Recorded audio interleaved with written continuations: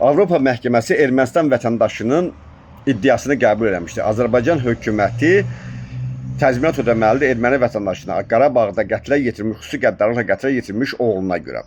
Ermənilər bizdən təzminat tələb edir.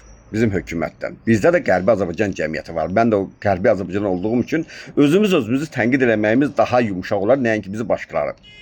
Bu cəmiyyət nə işlə məşğuldur? Hələ bir üstəlik bir TV kanalı da açılır, Qərbi Azərbaycan kanalı televiziyası.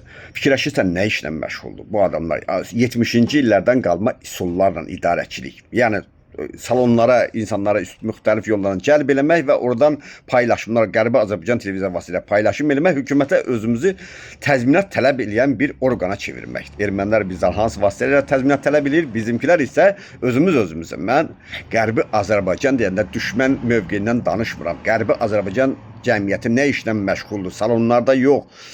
Dünyanın qəbul elədiyi üsullar var. Mitinglər, küçə mitingləri, bax onu təşkil edə bilmirsinizsə, sosial şəbəkələr var. Bizi tanımaq üçün heç kəs nə Qərbi Azərbaycan televiziyasını açıb baxacaq, nə də Az TV-ni, Çox TV-ni. Bizi baxmaq üçün sosial şəbəkələr də bəsdir. Onlar da ki, bəllidir, baboşlarla zəbt olunur. Televiziyalar isə zaur və xoşalarla.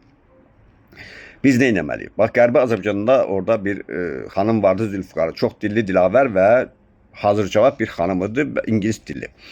Həmin xanıma və ona bənzər cavan kadrlara şərait yaratmaqla sosial şəbəkələr açmaq və əsas da YouTube kanallar var. Mən YouTube kanal istifadəçisi və YouTube, TikTok, mən blogerim.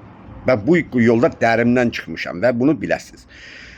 4 kanalımı ermənilər bağlayıblar, YouTube kanalımı və bu bizdə bir adət formasına almalıdır. Bizdə YouTube kanal deyəndə, TikTok deyəndə hamı fikirləşir baboşları və digərləri, kimsə çıxıb özünü orada reklam edənlər. Yox, əslində qalanda Qərbi Azərbaycan cəmiyyəti bu işlərlə yardım eləməlidir. Televiziya ayrılan vəsaitin %1-i bəs eləyər ki, həmin o xanıma və ona bənzər gənclərə ayırmaqla orada bir cəmiyyətin daxilində bir sosial şəbəkə istifadəçiləri olsun və dünyaya çıxa bilər. Və dünyaya çıxdıqdan sonra bütün beynəlxalq qurumların, eyni zamanda Avropanın, Amerikanın, BMT-nin və digər şərqdə, qərbdə yerləşən nüfuzlu qurumların kanselyariyalarını bizim vətəndaşların, şəxsən adamların, vətəndaşların şikayət ərizələri ilə bütün dünyanın kanselyariyalarını zəbt eləmək məktubları ilə biz ancaq dünyada bu cür tanına bilər və yaxud küçələrdə miting keçirmək və tələb eləmək.